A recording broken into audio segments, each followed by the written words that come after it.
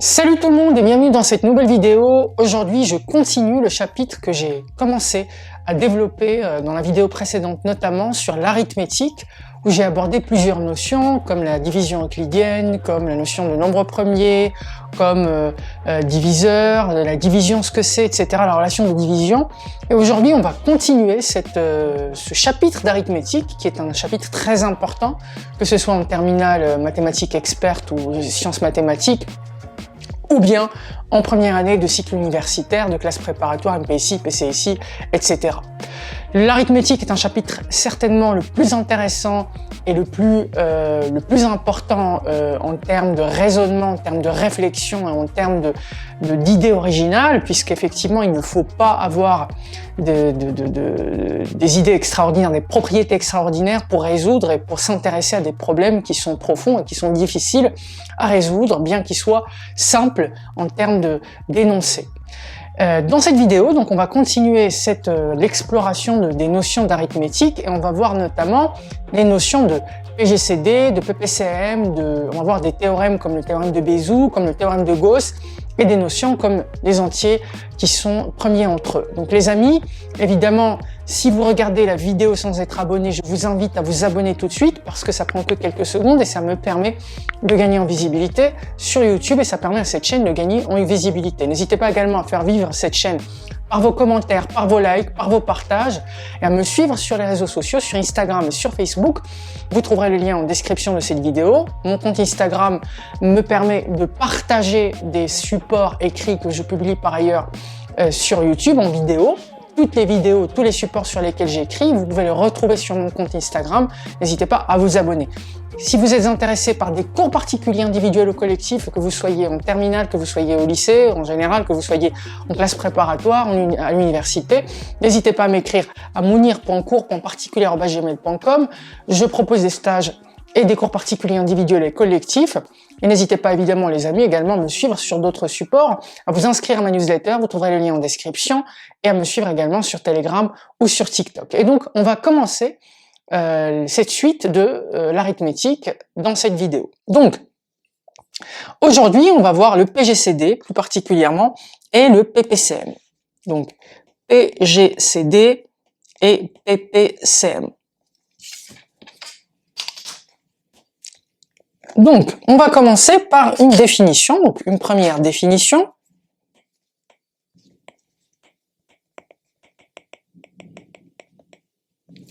On va commencer par définir ce qu'on appelle un diviseur commun et un multiple commun, d'accord? Donc, on va considérer des entiers de Z, des entiers relatifs, soit A1, A2 jusqu'à arriver à AN appartenant à Z, donc des entiers relatifs. Alors, c'est quoi un diviseur commun? Diviseur commun. C'est quoi un diviseur commun? Donc on appelle diviseur commun de A1, A2 jusqu'à AR, tout entier relatif qui divise A1, donc à la fois A1, A2 jusqu'à AR. D'accord? Je vous rappelle, cette notion de divisibilité, elle a été partagée dans une vidéo précédente, je vous invite à aller voir. Donc, un diviseur commun, on appelle diviseur commun tout entier qui divise les nombres A1 jusqu'à AR. C'est leur diviseur commun. Donc, je vous rappelle la notion de divisibilité. On dit que par exemple K divise, on dit que P divise N s'il existe K tel que N égale à P fois K. D'accord? Et ensuite, multiple commun.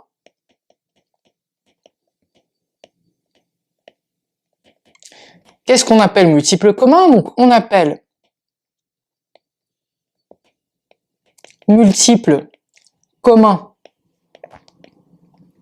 de A1 jusqu'à AR, des entiers A1 jusqu'à AR, tout entier relatif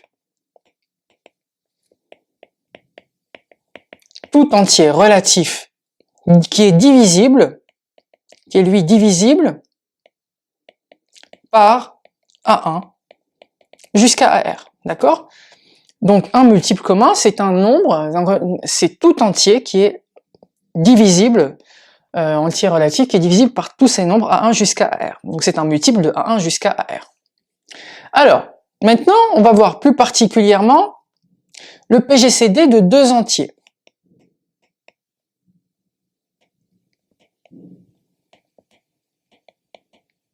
PGCD de deux entiers.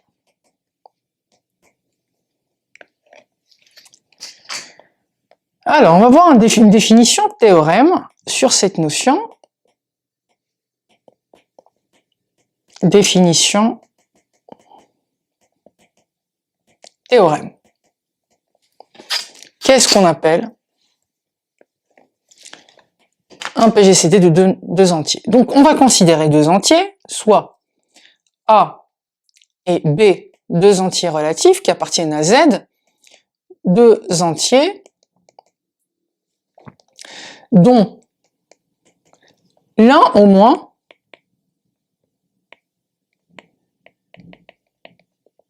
est non nul. On considère deux entiers dont un au moins est non nul. Donc, faut pas qu'ils soient tous les deux nuls. On appelle plus grand commun diviseur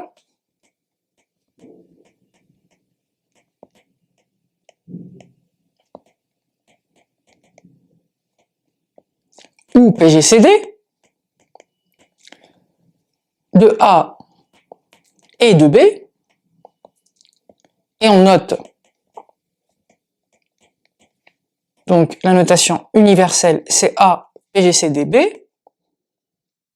avec ce petit symbole, ce petit chapeau entre les deux, le plus grand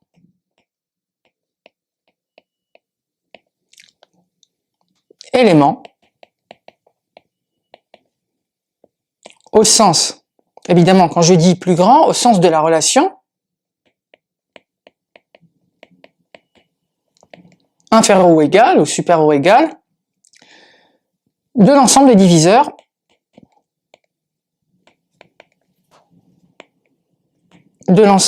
diviseurs communs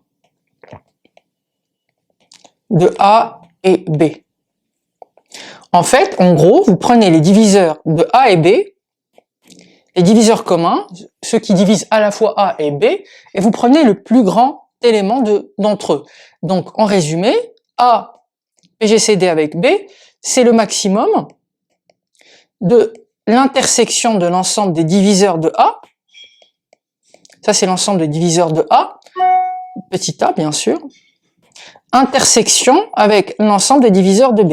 Vous prenez les deux ensembles, l'ensemble des diviseurs de A, l'ensemble des diviseurs de B, et vous prenez l'intersection, ceux qui divisent les deux, et le maximum de ces deux intersections, eh bien, de ces deux ensembles, de cet ensemble intersection, c'est le diviseur commun, le plus grand diviseur commun, le PGCD. Et donc, par convention,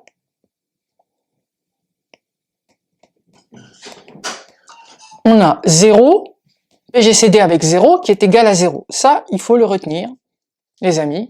Le PGCD, le plus grand commun diviseur entre 0 et 0, c'est 0 par convention.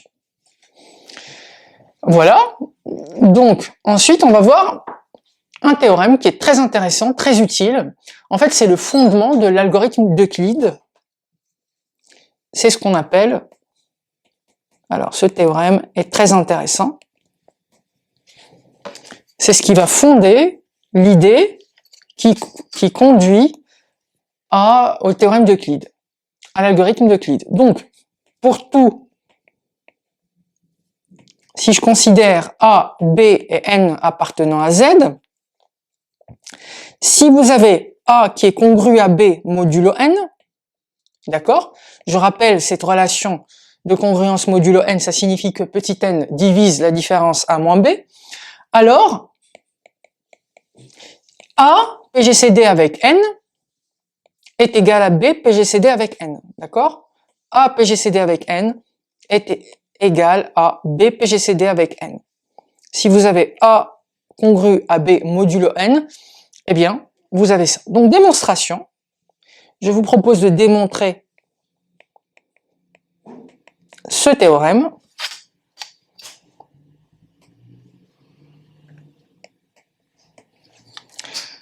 Alors, on va supposer, effectivement, donc on va considérer A et B et N de Z.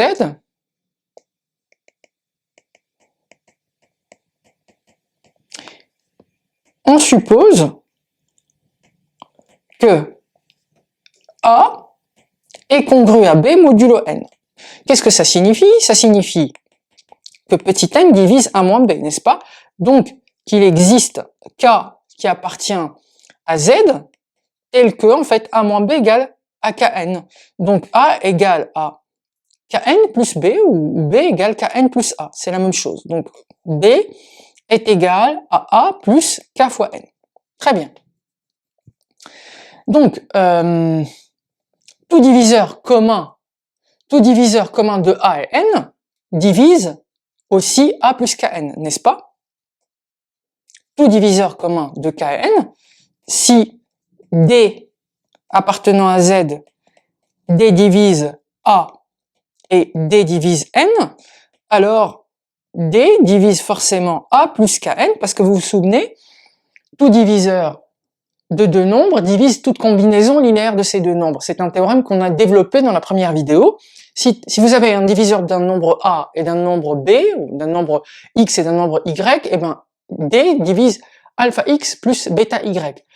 Toute combinaison linéaire entre les deux. Donc ici, en l'occurrence, si je considère qu'un diviseur commun D entre A et N, eh bien D, ça signifie que D divise A plus Kn, n'est-ce pas? Donc, comme D divise K plus AN, ça signifie que D divise B, d'accord? Donc, tout diviseur commun de A et N divise aussi B, d'accord? Je vais l'écrire ici. Tout diviseur commun de A et N divise, tout diviseur commun de A et N divise B également. Alors ici les amis, tout diviseur commun donc de A et N divise aussi B. Donc si D appartient, donc qu'est-ce qu'on a démontré? On a démontré que si D est un diviseur commun, donc diviseur de A, interdiviseur de N, ça veut dire qu'il appartient à la fois au diviseur de A et au diviseur de N, alors on a démontré que D appartient également à l'ensemble diviseur de B, interdiviseur de N. Donc, on peut déduire d'abord une première inclusion, c'est-à-dire diviseur de A, interdiviseur de N, est inclus dans les diviseurs de B, interdiviseur de N.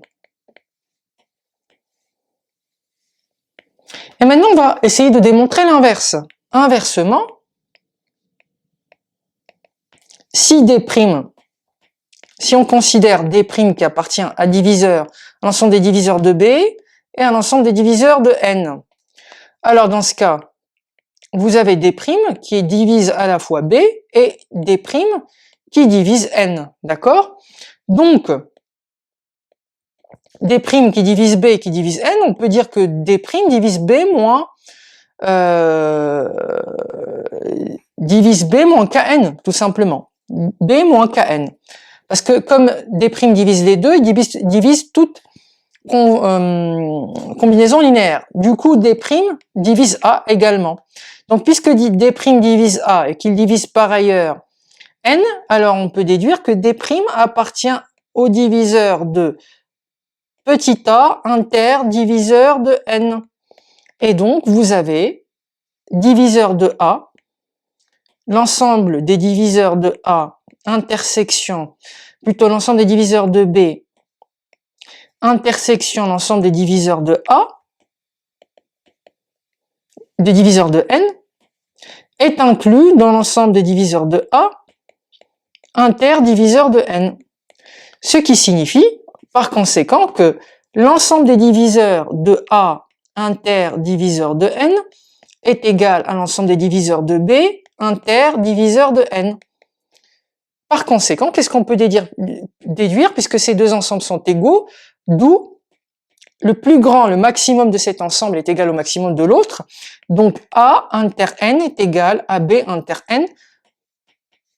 Et donc on a démontré le fameux théorème. Voilà les amis. Donc si vous avez une congruence A congrue à B modulo n, eh bien vous avez l'ensemble des diviseurs de A et n, c'est égal à l'ensemble des diviseurs de B et n. Et par voie de conséquence, le plus grand des diviseurs de A et n est égal au plus grand des diviseurs de B et n. C'est un théorème très intéressant qui permet justement, qui est le fondement de l'algorithme d'Euclide qui permet de trouver le PGCD de deux entiers. Donc, théorème suivant.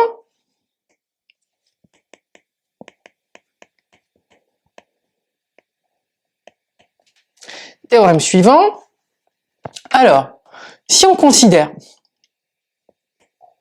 soit A et B, deux entiers relatifs dans Z, les diviseurs communs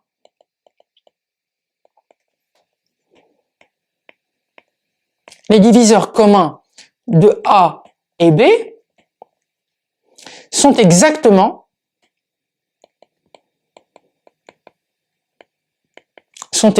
les diviseurs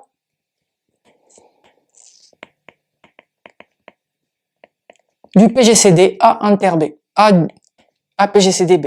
Donc en gros, si je veux l'écrire d'une autre manière, l'ensemble des diviseurs de A inter l'ensemble des diviseurs de B, cet ensemble-là, c'est finalement l'ensemble des diviseurs de leur PGCD.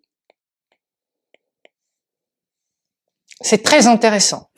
Donc pour trouver l'ensemble des diviseurs de A, diviseurs communs de A et B, c'est tout précisément l'ensemble des diviseurs de A PGCD avec B. Alors, comment est-ce qu'on démontre ça? Démonstration.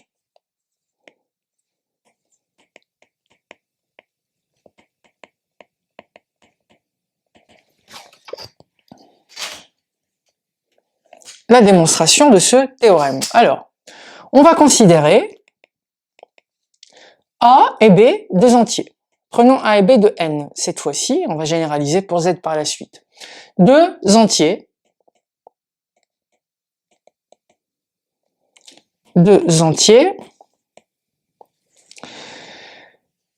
Et considérant tel que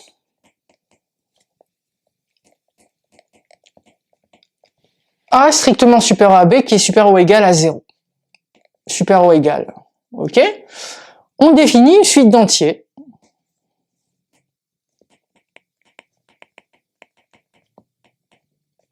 Des entiers R0, R1 jusqu'à Rn. Enfin, je vais pas prendre de fin. Enfin, de dernier entier, de R0, R1 jusqu'à je ne sais où, de la manière suivante. On va construire de la manière suivante.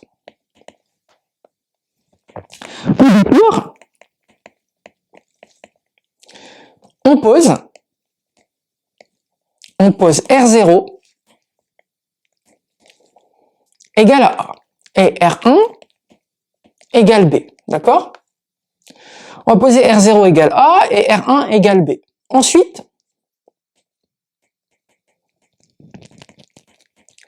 pour K appartenant à N, tant que RK plus 1 est différent de 0, on note RK plus 2, le reste de la division euclidienne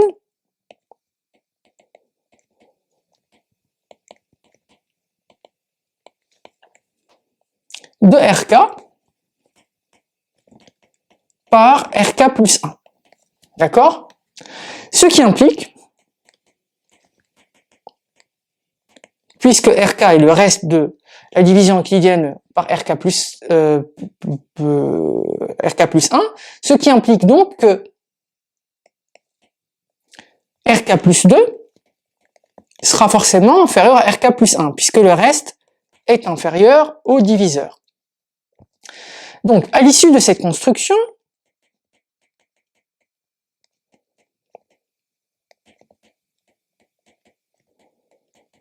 à l'issue de cette construction, qu'est-ce qu'on aura obtenu? On aura obtenu des entiers R0 qui est supérieur à R1. Alors ici, pour le coup, c'est strict la supériorité. R0 strictement supérieur à R1, supérieur à R2, etc., jusqu'à arriver à 0. Alors, comme il n'existe qu'un nombre fini d'entiers naturels entre 0 et R0, forcément, on obtient forcément un rang à partir duquel les Rn seront nuls, n'est-ce pas? Donc, comme il n'existe qu'un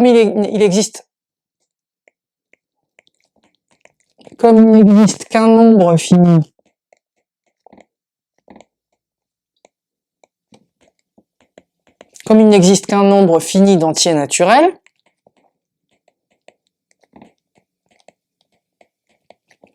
entre 0 et R0, on obtient forcément un Rn qui est égal à 0 à partir d'un certain rang n,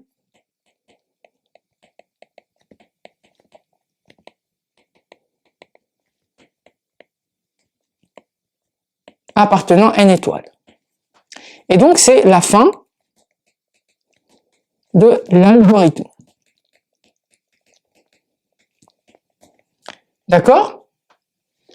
Alors, qu'est-ce qu'on peut dire à chaque fois? Donc, en vertu de l'algorithme, de l'idée de l'algorithme d'Euclide, comme on a vu tout à l'heure, le PGCD de A avec B, c'est le PGCD entre R0 et R1, parce dès le départ, on a posé R0 égale A et R1 égale B. Donc, PGCD entre A et B, c'est R0 PGCD R1, qui est égal à R1 PGCD R2, qui est égal à R2 PGCD R3, etc., jusqu'à arriver à Rn-1, ce fameux dernier reste nul, PGCD Rn, d'accord?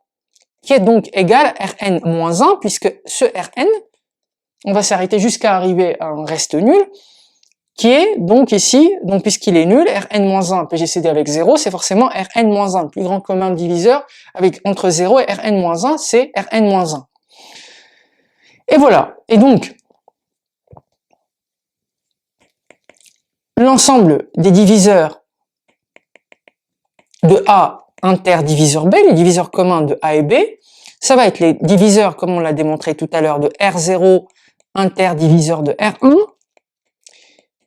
etc., jusqu'à arriver à l'ensemble des diviseurs de Rn-1 interdiviseur Rn. Comme Rn est égal à 0, l'ensemble des diviseurs communs entre Rn-1 et Rn, ici, c'est l'ensemble des diviseurs de Rn-1, n'est-ce pas? Inter Z, diviseur de Rn-1, inter Z, parce que l'ensemble des diviseurs de 0, c'est tous les entiers relatifs. Donc, c'est des div de Rn-1. Et voilà, donc les diviseurs communs de A et B, ce sont l'ensemble des diviseurs communs de A et B, c'est l'ensemble des diviseurs du dernier reste, Rn-1, du dernier reste non nul. Et donc, c'est ce qui nous donne justement ce théorème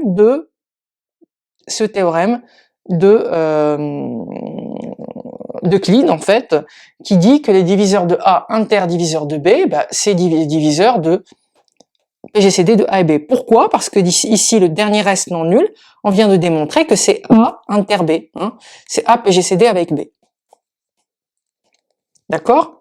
Donc, de A inter B, l'ensemble des diviseurs communs de A et B, c'est l'ensemble des diviseurs de A PGCD avec B, puisque Rn-1, le dernier reste, c'est diviseur de A inter B. Donc voilà comment on peut démontrer que si vous prenez deux entiers relatifs A et B, l'ensemble de leurs diviseurs communs, c'est l'ensemble des diviseurs de leur PGCD.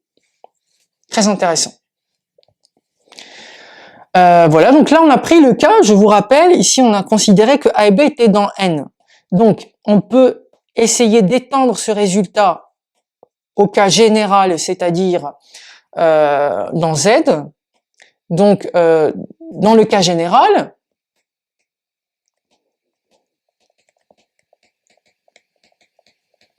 Dans le cas général, si on prend A, B appartenant à Z cette fois-ci, donc on se ramène au cas B supérieur à 0, inférieur à A, en supposant que A et B positifs,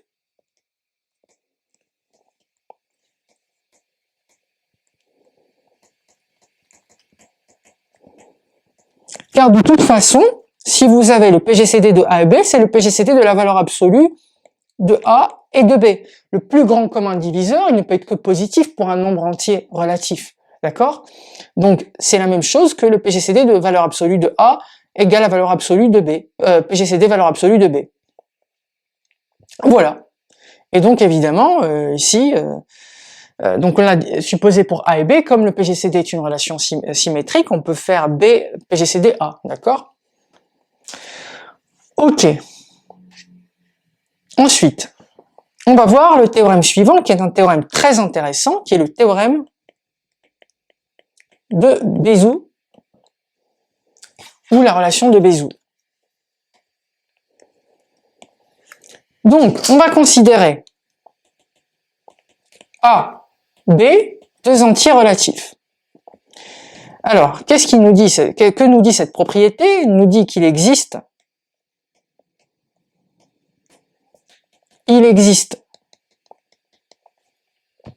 des entiers U et V appartenant à Z pour lesquels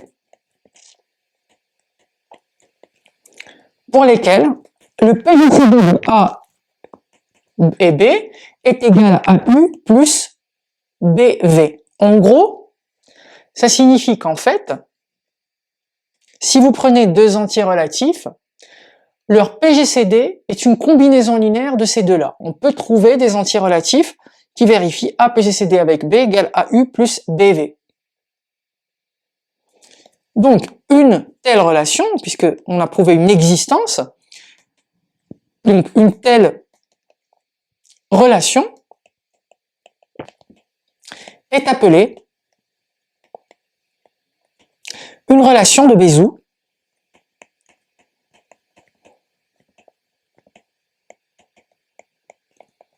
de A et B. Une relation de Bézout de A et B. Alors, comment est-ce qu'on peut démontrer ce théorème? Je vous invite les amis à essayer de le faire par vous-même parce que la démonstration est très intéressante. Démonstration. Autrement, n'hésitez pas à me dire en commentaire vos difficultés ou sinon vous pouvez évidemment regarder ma correction si vous n'avez pas réussi à trouver d'issue ou de pistes pour pouvoir démontrer ça. Comment démontrer ce théorème, cette relation de Bézout? Donc d'abord, on va supposer, que, comme tout à l'heure, que on a deux entiers positifs et que A est supérieur ou égal à B, supérieur ou égal à 0, sans perte de généralité évidemment. Donc on va reprendre la technique des restes successifs qu'on a vu tout à l'heure.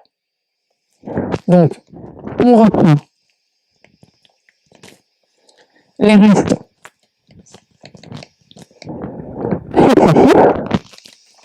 reprend les restes successifs de l'algorithme d'Euclide. Je vais le rappeler. Ne vous inquiétez pas. Donc, on pose R0 qui est petit a et R1 égale B. D'accord? Et on note pour tout cas appartenant à N, on va le démontrer dans N, on note que pour tout cas appartenant à N, RK plus 1 différent de 0 et RK plus 2, c'est le reste de la division euclidienne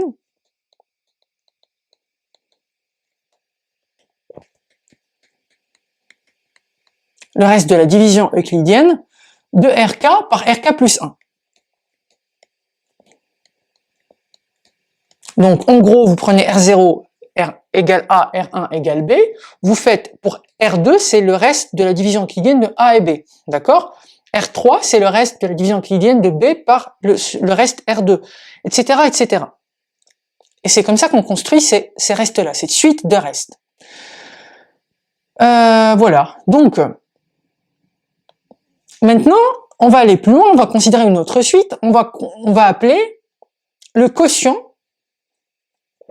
Donc, le quotient de cette division, le quotient de cette division euclidienne, on va le noter, sera noté, on va l'appeler QK plus 2, d'accord? Le quotient de la division euclidienne, donc de RK par RK plus 1, sera noté QK plus 2, et le reste c'est R2 RK plus 2. Donc, je résume, qu'est-ce que ça signifie? Que RK plus 2, c'est le reste de la division euclidienne de RK par RK plus 1, donc c'est RK, moins QK plus 2, le quotient fois RK plus 1. D'accord? Donc, la suite qu'on vient de construire, la suite RK, la suite des restes construite, va finir par s'annuler à partir d'un certain rang, d'accord?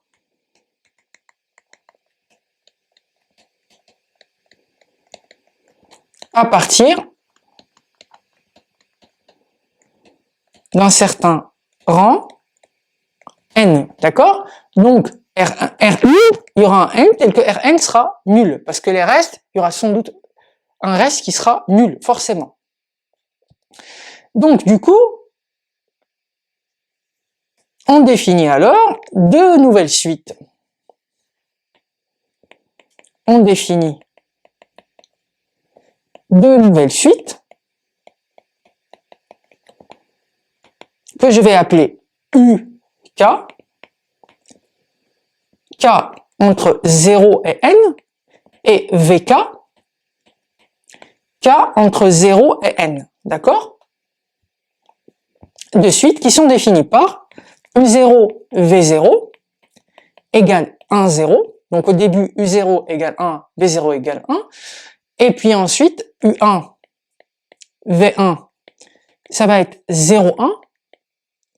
Et quel que soit le cas appartenant à 0, n-2, quel que soit le cas appartenant à 0, n-2, UK plus 2, si vous considérez UK plus 2, VK plus 2, alors je ne vais pas avoir suffisamment de place, je vais l'écrire en dessous, VK plus 2, plutôt UK plus 2, VK plus 2,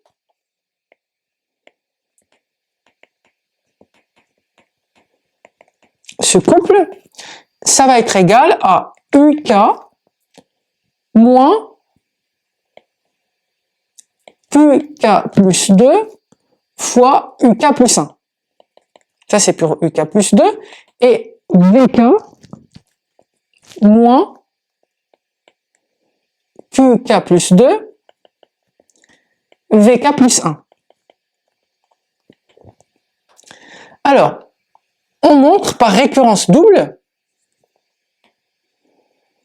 C'est une démonstration qui est très classique. Montrons par récurrence double que pour tout cas appartenant à 0n, pour tout cas appartenant à 0n, plutôt 0n-2, avec n évidemment le rang à partir duquel la suite Rn s'annule, souvenez-vous. Pardon, n jusqu'à n, montrant que Rk, le reste Rk est égal à UK, A fois UK, plus B fois VK. C'est ça qu'on doit montrer par récurrence double. Alors, récurrence double, ça veut dire qu'on va le faire sur UN et BN. On a deux suites ici. Donc, initialisation.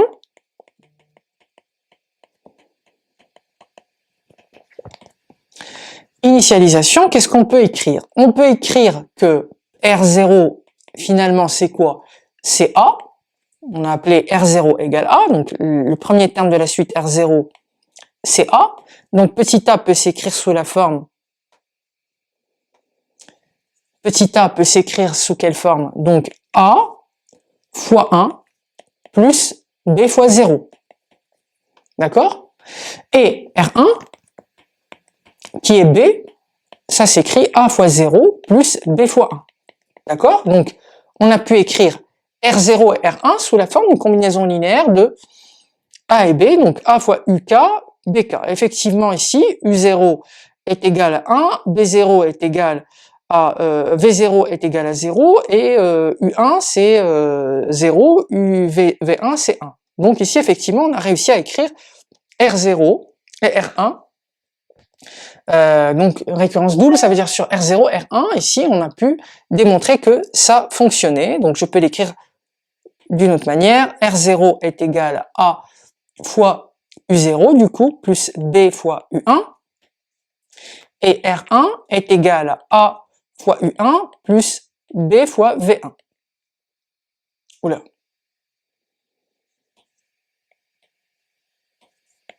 Voilà. A U0 B0 plus B fois V0, R1 c'est A fois U1 plus B fois V1. Ok, donc ça c'est l'initialisation de la démonstration. Ensuite, hérédité. Hérédité. On va considérer K qui appartient à 0n-2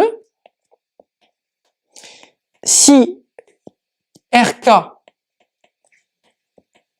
s'écrit sous la forme A fois UK plus B fois VK,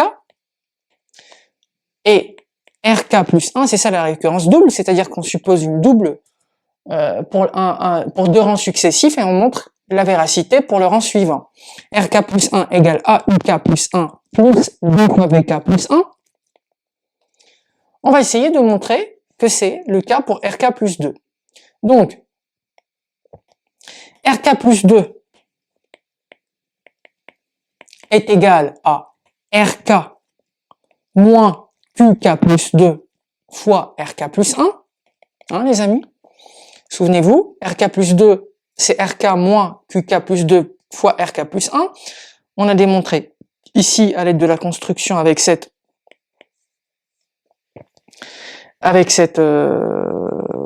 suite de quotient QK.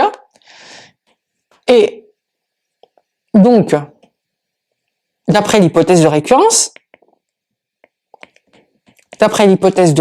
qu'est-ce qu'on peut dire? Que RK plus 2 est égal à RK qui est du coup A fois UK plus B fois VK moins Q indice K plus 2. Je peux remplacer RK plus 2 également par A fois UK plus 1 plus B fois VK plus 1. D'accord? Donc je peux écrire RK plus 2 sous la forme, sous quelle forme? A facteur de UK. Si je factorise, je développe et je factorise GA et GA ici, je peux factoriser par A, donc ça fait UK moins QK plus 2 fois UK plus 1, plus B facteur de VK moins QK plus 2 fois VK plus 1. Donc, on a pu écrire ça sous quelle forme? A fois, ça c'est quoi? Ça c'est UK plus 2. Plus B fois ça, qui est VK plus 2. Donc, j'arrive à démontrer que si je suppose la propriété vraie au rang K et K plus 1, je prouve qu'elle est vraie également au rang K plus 2. Donc, d'après le théorème de récurrence double. Donc en particulier, on a A PGCD avec B qui est égal, souvenez-vous, à Rn-1. Ici, si on reprend la même démonstration que tout à l'heure avec la suite des restes, c'est Rn-1, c'est le dernier reste non nul. PGCD de A et B, c'est le dernier reste non nul des divisions successives de l'algorithme d'Euclide. Et donc, Rn-1, c'est quoi? Eh ben, d'après ce qu'on vient de démontrer, ce serait A fois UN moins 1 plus B fois Vn moins 1. Voilà les amis. Donc, on a prouvé l'existence de deux entiers relatifs, U et V, tels que A PGCD avec B est égal à une combinaison linéaire entre A et B, donc A fois UN moins 1 plus B fois Vn moins 1. La démonstration est très intéressante. Elle n'est pas vraiment intuitive. Hein. C'est une relation classique, effectivement, mais elle est malheureusement pas très intuitive. Donc, je vous invite à prendre une feuille et un stylo, à refaire cette démonstration. Essayez de, par vous-même, imprimer cette construction de cette suite, de ces différentes suites qu'on a utilisées dans la démonstration. La première suite, c'est la suite des restes des divisions euclidiennes, donc les restes RI. C'est une suite qui est très utile puisqu'elle nous a permis de démontrer non seulement ce théorème, mais surtout le théorème précédent, qui concerne le diviseur, enfin le PGCD, et donc le fait de démontrer que l'ensemble l'intersection des diviseurs de A et des diviseurs de B, c'est l'ensemble des diviseurs du PGCD de A et B. C'est exactement cette même suite qui nous a permis ici de démontrer la relation de Bézout. D'accord? Voilà les amis, donc n'hésitez pas à refaire cette construction des suites RI, des suites QI, en fait, qui sont les quotients de ces divisions successives, et la construction de cette suite, de ces deux suites UI et VI, ou Vn et UN, telles qu'on les a vues. Ça n'est pas intuitif, mais il est vraiment intéressant de retenir cette méthodologie, parce que si vous êtes en classe préparatoire, c'est une question qui peut vous être posée à l'oral, aux oraux des concours. Et donc, nous, on va avancer. Donc là, on a vu la propriété de la relation de Bézout de deux entiers. Maintenant, on va voir un théorème intéressant.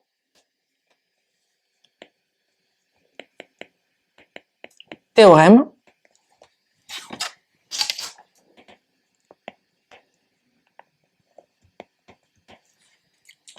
donc, on considère A, B, C, K appartenant à Z. Des théorèmes qui concernent le PGCD.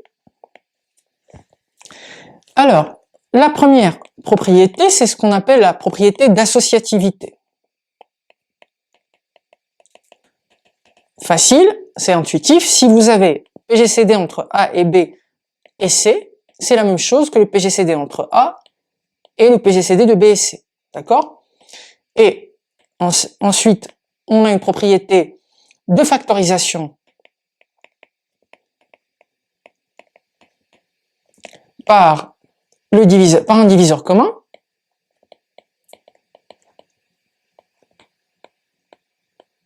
Factorisation par un diviseur commun.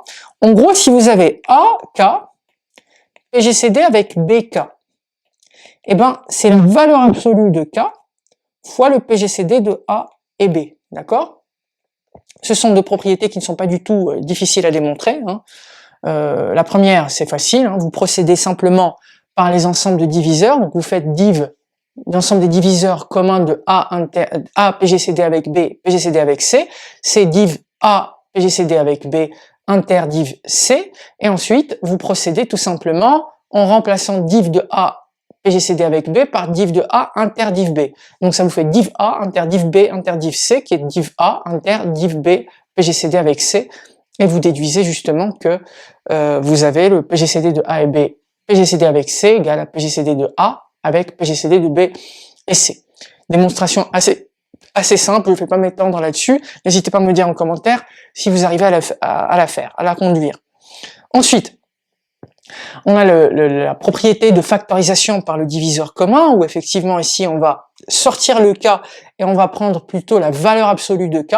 C'est une propriété très intéressante également, dont la démonstration n'est pas si compliquée que ça, donc je vous invite à aller à la faire, à chercher pour la faire, et moi je vais un petit peu avancer.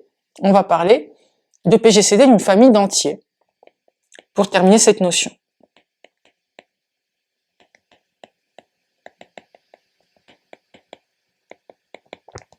PGCD d'une famille d'entiers. Alors, on va considérer définition.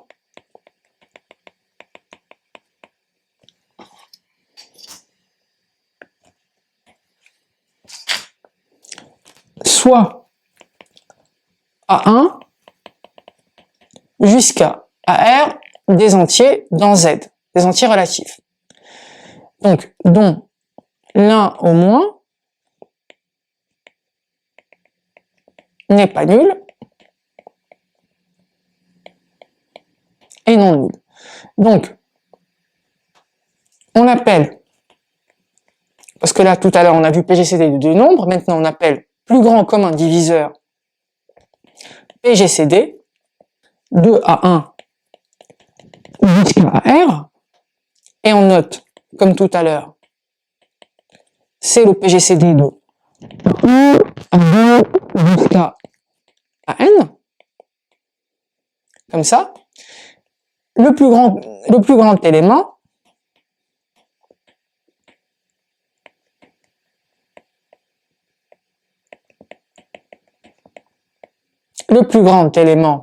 au sens de la relation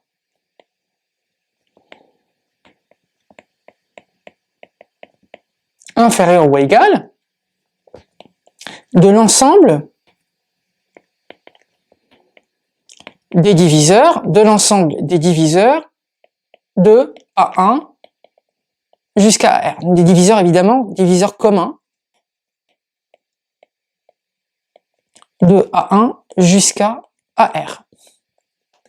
Donc voilà, donc en gros, comme tout à l'heure, PGCD de A1 jusqu'à AR, c'est le maximum des diviseurs, des ensembles, de l'intersection des ensembles des diviseurs de A1 jusqu'à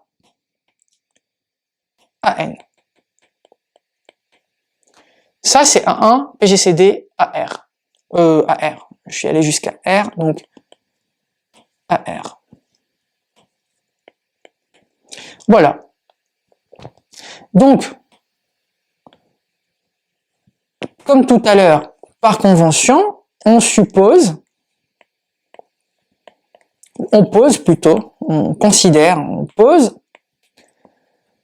pour R supérieur ou égal à 2, 0, PGCD avec 0, etc., jusqu'à 0.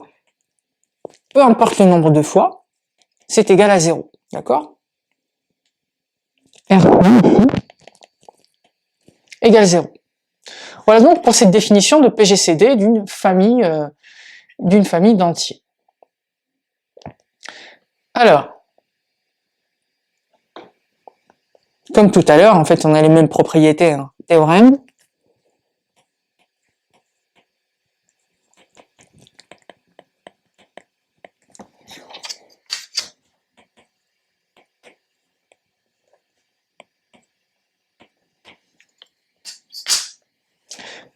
Soit A1 jusqu'à AR des entiers relatifs.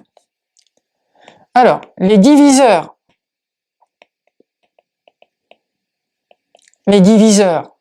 communs de A1 jusqu'à AR sont exactement les diviseurs de A1 PGCD jusqu'à AR. En gros, comme tout à l'heure, div de A1 inter diviseur de B1 A de A2 jusqu'à les diviseurs de AR, c'est l'ensemble des diviseurs du PGCD de A1 jusqu'à AR. C'est quelque chose qu'il faut que vous reteniez. Donc c'est exactement comme tout à l'heure. Hein. Et ensuite, on a, pour tout cas appartenant à Z, on a PGCD de A1 avec K, jusqu'à PGCD de AR avec K.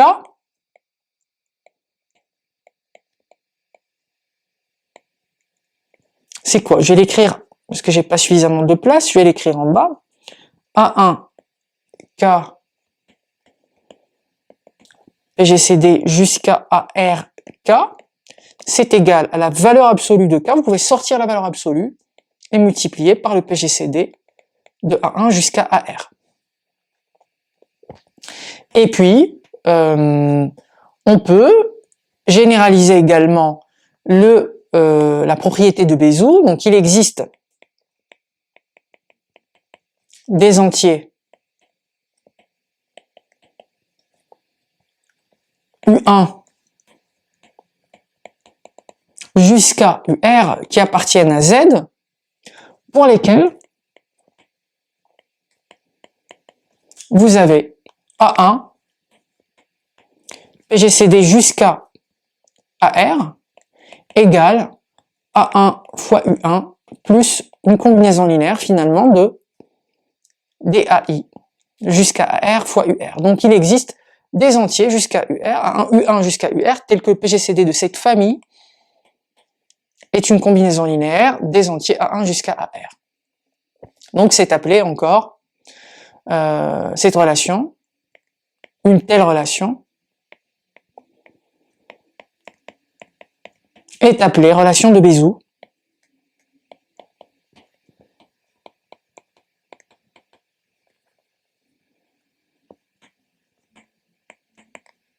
De A1 jusqu'à AR. Voilà les amis, donc ce sont des propriétés qu'on a vues pour deux entiers relatifs qui restent valables pour une famille d'entiers relatifs. Très bien. Voilà donc les amis pour cette notion de PGCD, donc vous connaissez à peu près tout sur les PGCD. Maintenant, on va passer aux entiers premiers entre eux. Alors, qu'est-ce qu'on appelle entiers premiers entre eux? Quelles sont les propriétés des entiers premiers entre eux? Donc, partie suivante, entiers premiers entre eux. Entiers premiers entre eux.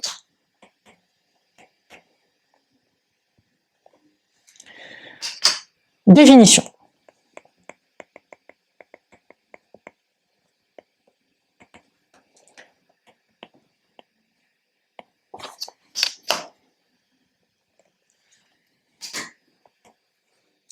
Alors, on va considérer petit a, petit b, deux entiers relatifs, a et b appartenant à z. On dit que a et b sont premiers entre eux. Quand est-ce qu'on dit ça? Si leur diviseur commun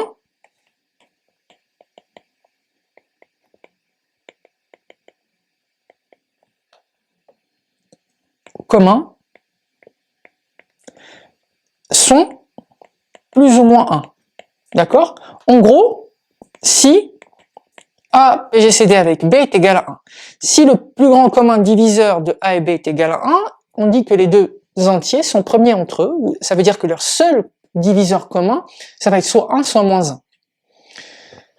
Donc un exemple, si vous prenez par exemple 6 et 35, leur plus grand commun diviseur c'est 1, parce que 35 a pour diviseur 5, 7, 35 et 1. 6 a pour diviseur 3, 2, 1. Dans n, évidemment, bien sûr, vous prenez les symétriques, les entiers opposés. Et ben, le plus grand commun diviseur, c'est 1. Donc, les deux sont dits premiers entre eux. Ils n'ont aucun commun diviseur autre que 1 ou moins 1, évidemment, si on est dans Z. Alors, Ben, vous avez exactement la même définition pour une famille d'entiers. Donc, définition également. Comme on a vu pour le PGCD, vous pouvez le définir cette notion pour une famille d'entiers. Donc, si on considère A1 jusqu'à AR appartenant à Z, alors, on dit que A1 jusqu'à AR sont premiers entre eux.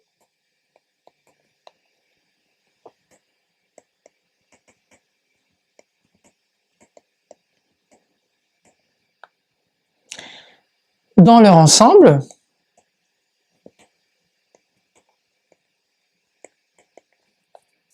si leur diviseur commun, encore,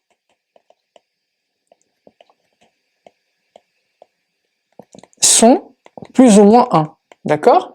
Donc, c'est-à-dire que PGCD de A1 jusqu'à AR est égal à 1.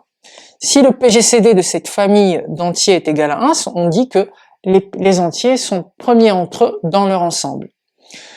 Alors, il y a une différence entre une famille d'entiers qui sont premiers entre eux dans leur ensemble et une famille d'entiers qui sont premiers entre eux 2 à 2. Donc 2 à 2, qu'est-ce qu'on appelle 2 à 2? Alors, on dit que A1 jusqu'à AR sont premiers entre 2 à 2.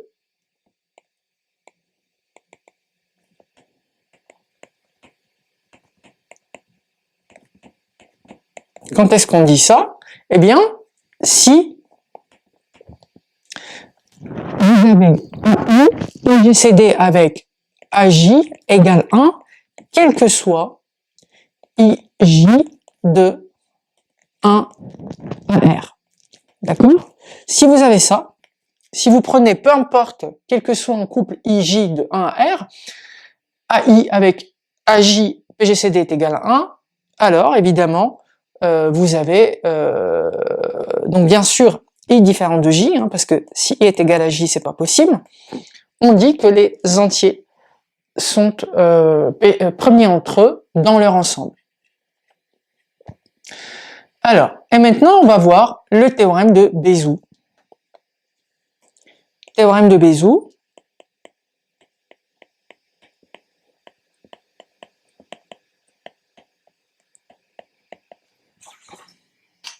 Tout à l'heure, on a vu une formule de Bézout, enfin une relation de Bézout plutôt.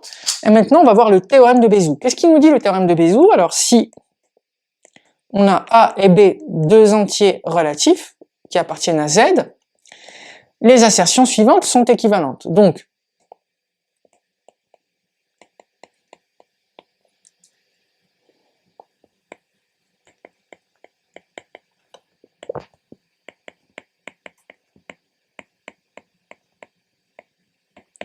les deux propositions suivantes sont équivalentes. La première proposition, c'est que la première proposition, c'est A et B.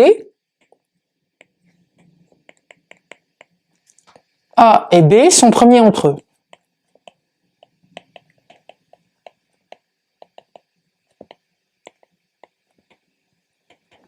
La deuxième proposition, c'est il existe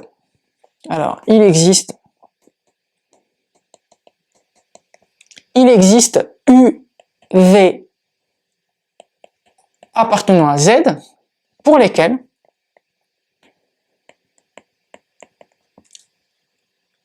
AU plus BV est égal à 1. Donc, la différence entre une relation de Bézout et le théorème de Bézout, c'est que quand les deux entiers sont premiers entre eux, on a une équivalence. C'est-à-dire qu'on peut partir du fait que AU plus BV, qu'il existe U et V tel que AU plus BV soit égal à 1, et déduire que les deux entiers sont premiers entre eux. Et bien sûr, évidemment, si les deux entiers sont premiers entre eux, la démonstration, enfin, dans ce sens, c'est immédiat à partir de la relation de Bézout qu'on a démontré tout à l'heure. Donc la démonstration est assez simple, l'implication démonstration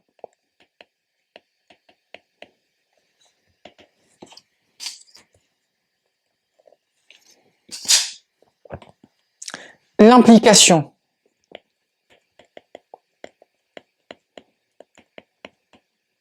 L'implication. 1 implique 2. Est une simple relation de Bézout, hein, qu'on a déjà démontré.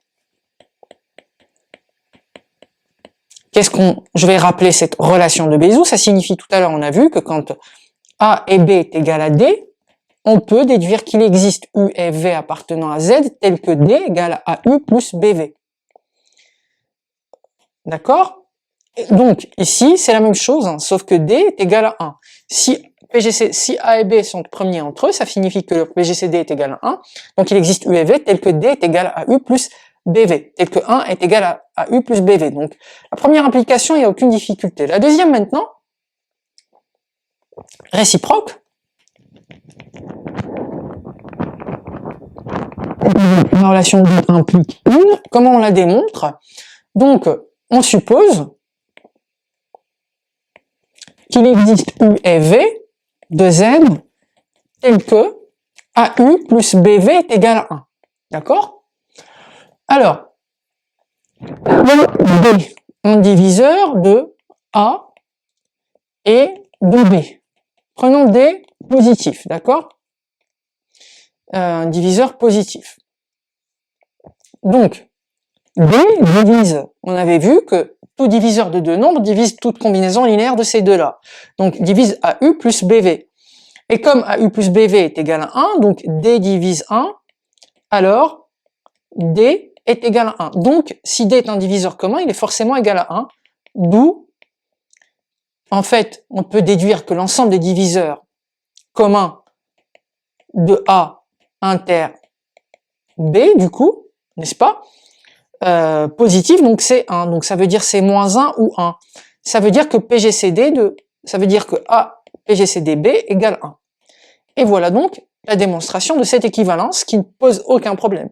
La difficulté, c'est la démonstration de la relation de Bézout avec toute cette construction d'une suite de restes à l'aide de l'algorithme d'Euclide qu'on a réussi à faire, avec la construction des suites de quotient, QI, avec la construction des suites UI et VI, si vous vous souvenez, et la démonstration avec par récurrence double, qu'il existe toujours, etc. Enfin, voilà, donc tout ce qu'on a vu tout à l'heure est nécessaire pour démontrer la relation, enfin l'implication, la première implication qui pose le plus de problèmes. Ici, c'est un cas particulier de cette relation de Bézout, et la réciproque est d'autant plus simple. Alors, théorème, on va voir le prochain théorème qui est très intéressant également, qui est le théorème de Gauss. Théorème de Gauss, en fait, je vais l'écrire, théorème de Gauss.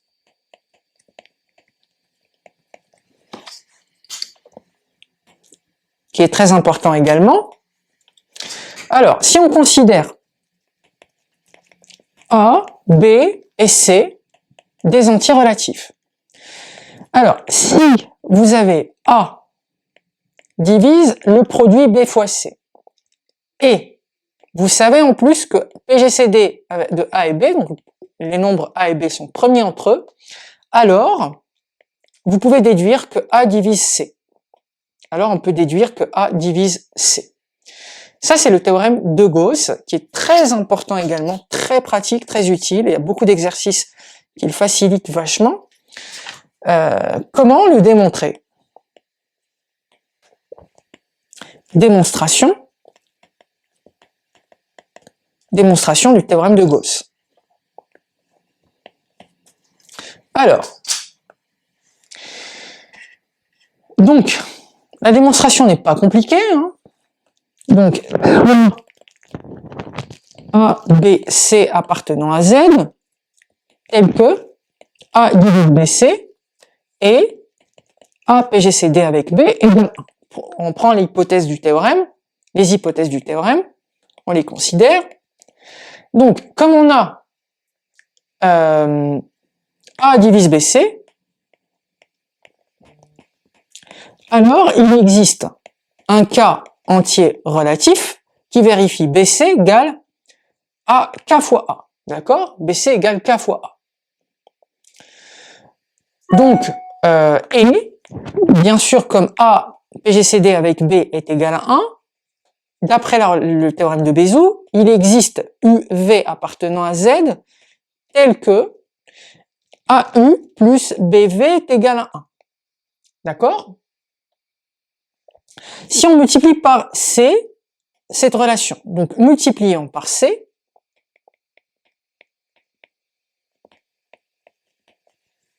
qu'est-ce qu'on obtient? AUC plus...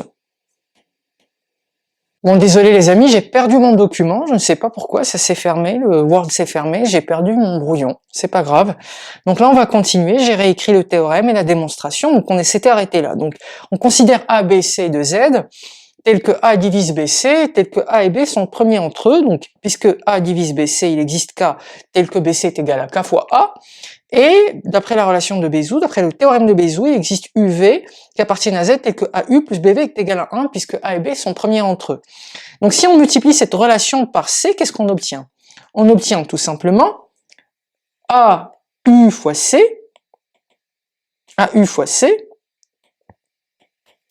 plus BV fois C également égale à C, n'est-ce pas?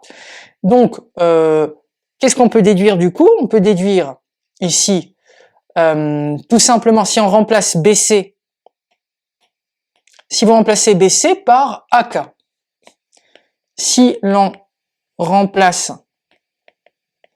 BC par A fois K, parce qu'on a dit que BC est égal à KA, puisque A divise BC, d'accord? Qu'est-ce qu'on obtient? AUC plus AKV égale à C, n'est-ce pas? Donc, qu'est-ce qu'on peut déduire? On peut déduire qu'on peut factoriser par A, ça fait A facteur de UC plus KV égale C. Et ça, qu'est-ce que ça dit? Ça démontre? Ça démontre ainsi que A divise C. Donc voilà les amis, le théorème de Gauss. Si vous avez A, B, C, 3 antirelatifs, si vous savez que A divise BC, que A et B sont premiers entre eux, alors dans ce cas, vous êtes sûr que A divise C, tout simplement. Alors, on va voir les conséquences diverses de... on va voir les conséquences diverses de ce théorème de Gauss. On va voir notre théorème.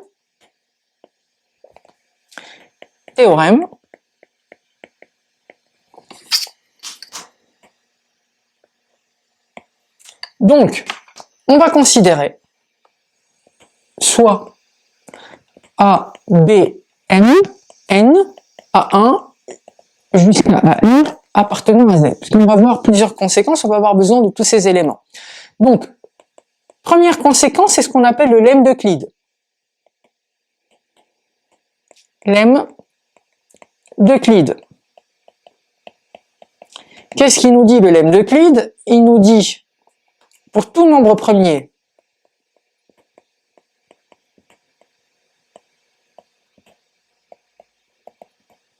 P appartenant, nombre premier P, si vous avez P divise A et B, d'accord? Alors, forcément, soit P, c'est équivalent à dire que P divise A ou P divise B, n'est-ce pas?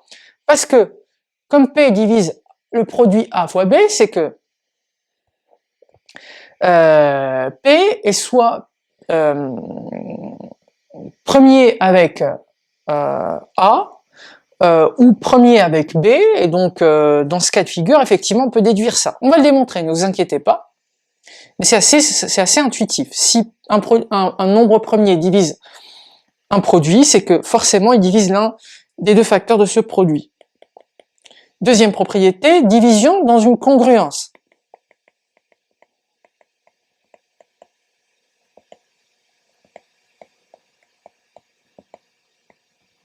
Division dans une congruence. Si vous avez AM congru à BM modulo N, avec M et N premiers entre eux, alors vous pouvez diviser. Donc c'est-à-dire, on peut dire que M est congru, que A est congru à B modulo N. Et puis, la troisième la troisième conséquence de ce théorème de Gauss, c'est la conséquence suivante. Produit d'entiers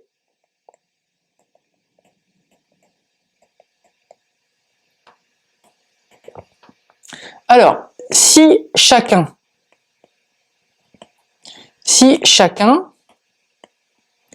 des entiers,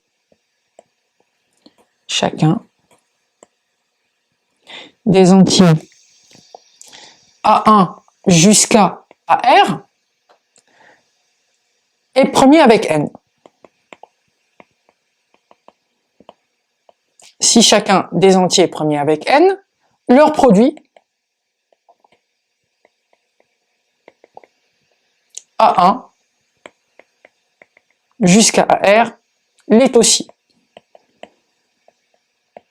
Donc, si chacun des entiers A1, A2, A3 jusqu'à AR est premier avec N, le produit A1, A2, A3 jusqu'à AR l'est aussi, donc est aussi premier avec N.